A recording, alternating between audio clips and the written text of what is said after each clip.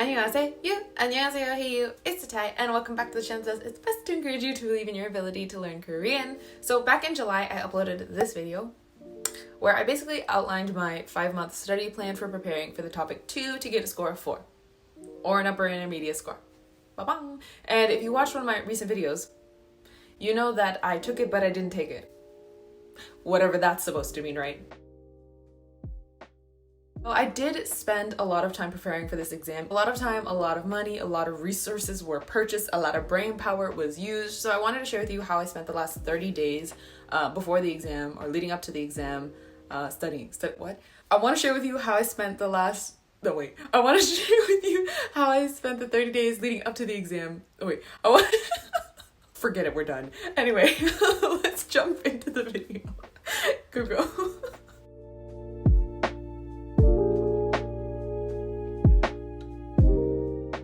Let's start off talking about things I did not do. Things I did not do. Things I did not do. I did not, I repeat, I did not try to rush through more of my textbook. And basically, if you watch that first video, I talked about how I was studying with Ihwa level 4 and Seoul National level 4. And basically once I was like, oh my gosh, I only have a month left until the exam. I didn't try to like push myself further through that textbook to cover more material.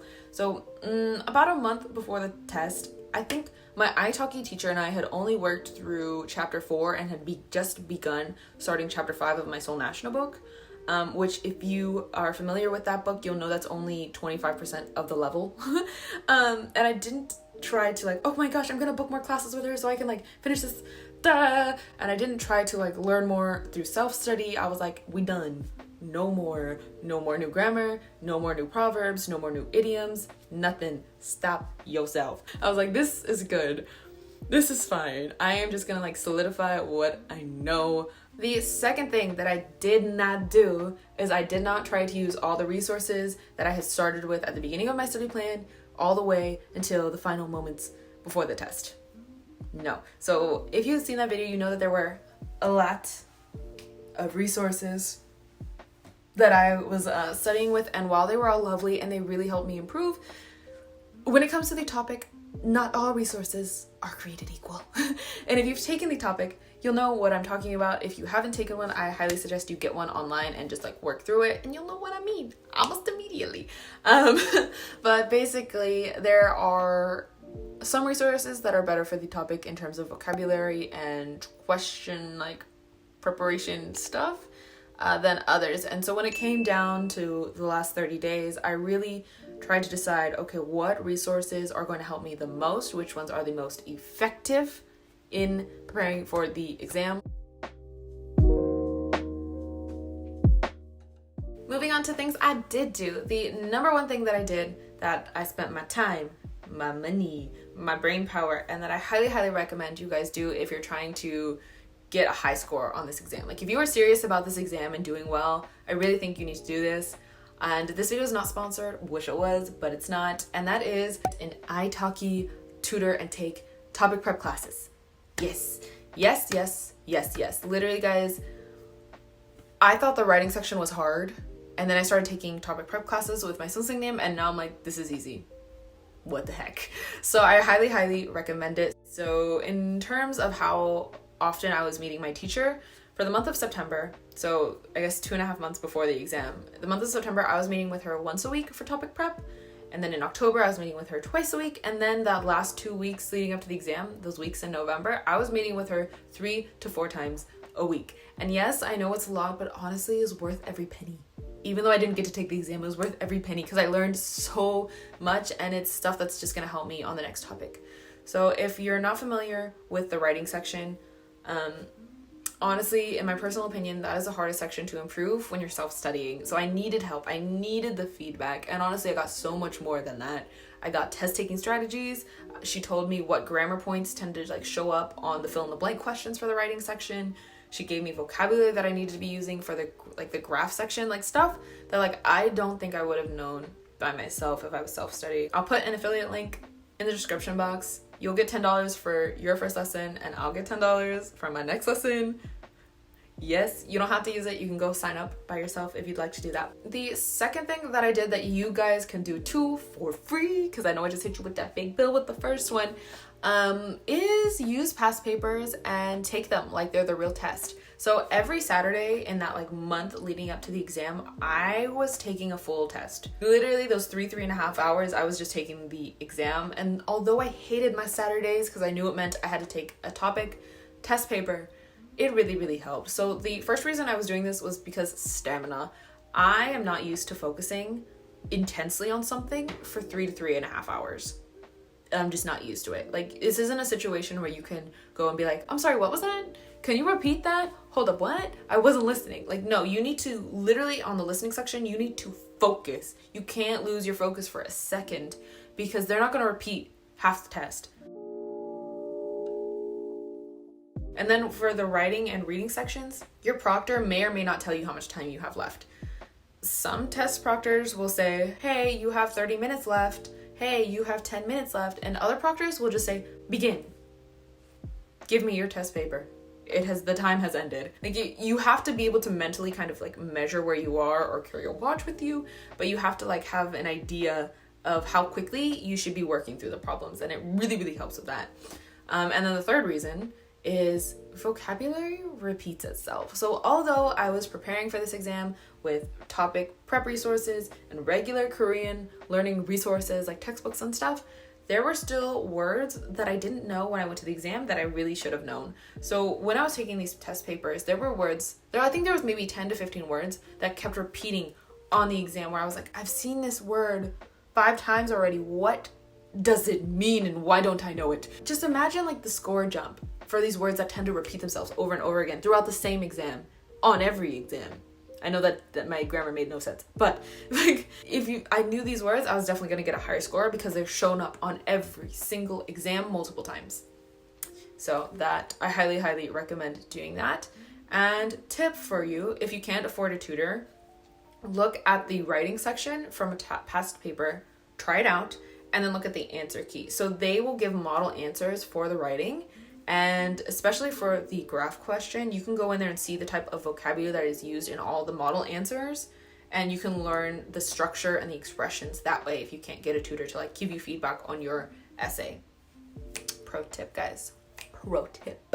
If you don't know where to find past papers, you can find them on topicguide.com. So basically the NIIED, or the department responsible for organizing the topic, releases certain tests out to the public.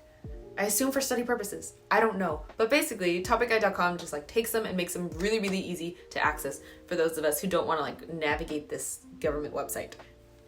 But yeah, so they have the tests, the audio files, the answer key, and the listening transcript, which I recommend downloading all of those. Download them all, okay? Especially the listening transcript. And if you know me, you study with transcripts. Okay. So they also have some resources for just preparing for the topic in general, like vocabulary lists, grammar lists, things like that. And I explained like where to find all that stuff in this video that's just about that website. So check it out. The third thing that I did that really, really helped me out, and this is like crunch time. This is prime crunch time, like the days leading up until the exam. I made a binder of all the things I needed to focus on / study leading up to the exam. So if you watched that last video, you'll know that I actually had to fly out to Washington, D.C. to take this test. So I couldn't take all my materials with me. I literally just took this and my digital notes that are on my iPad. So in here, I have a section that is dedicated to the first 4 grammar questions in the reading section, because there were some times where I would get it wrong or I thought it was one answer when it should have been the other one. So I had some just to review and be like, okay, my tutor said this question is this grammar point because blah, blah, blah, blah. Like I was just drilling myself on, we're not going to get these questions wrong. These are supposed to be the easy questions. Like reviewing those. The second section of my binder is dedicated to question 53. So these are printouts that I worked through with my tutor. So they're really, really old topic reading questions, like questions that you will no longer see on the exam, like the style of question.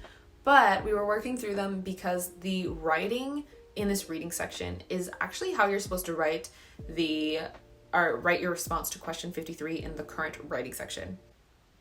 I hope I just didn't get you confused, but basically we were reviewing these reading questions to see, okay, I should be using this grammar structure when I'm talking about a diagram. I should be using this vocabulary word when I'm talking about an increase in sales, stuff like that. And before anyone asks, no, I'm not going to send you the documents that my tutor sent me. You can find them on the topicguide.com, like I had mentioned before. In the next section of my binder is another area dedicated to question 53. So basically I took a lot of printouts of the past exams for question 53 and 54, and I got the answer keys and I was just like, yes. So if you remember just a second ago, I said that if you can't afford a tutor, you can look at the answer keys and get an idea of how you're supposed to write question 53 and question 54.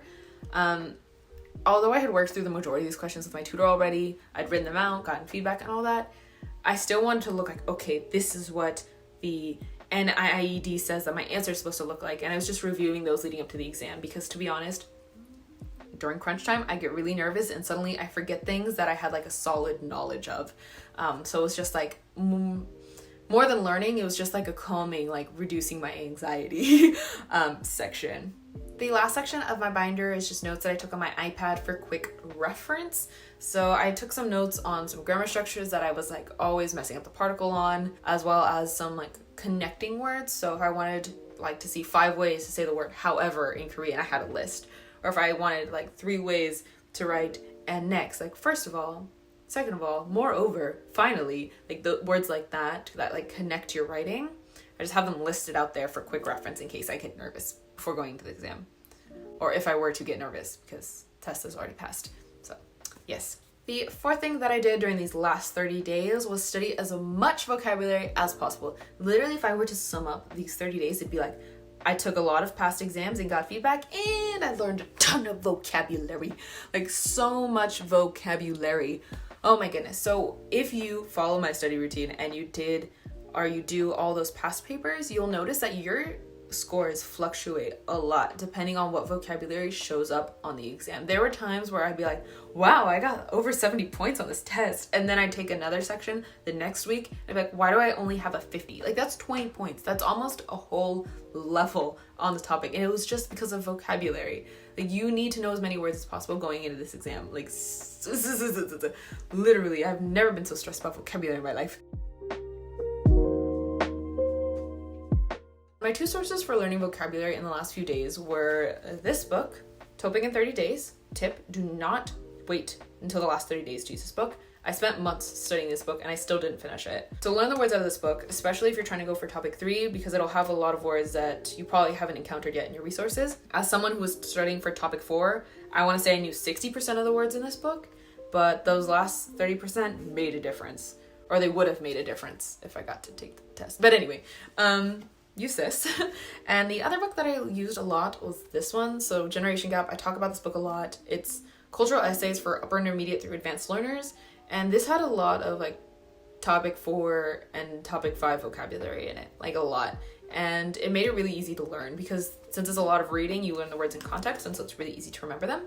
So I did a lot with this. So if you don't have access to either of these books or you don't want to purchase them, I did make vocabulary lists for both of them on Memrise, and I'll link them down below. You can just access them for free, study with them for free, and learn the vocabulary that you need to learn for the topic. So that pretty much summarizes how I spent the last 30 days cramming for the topic. If you haven't seen my original study video talking about resources I'd be using and how I set up my study plan for the 5 months, you can check it out down here. And if you have any questions, feel free to ask me in the description box. Yes, I will see you guys in the next video. So tell my babies, bye!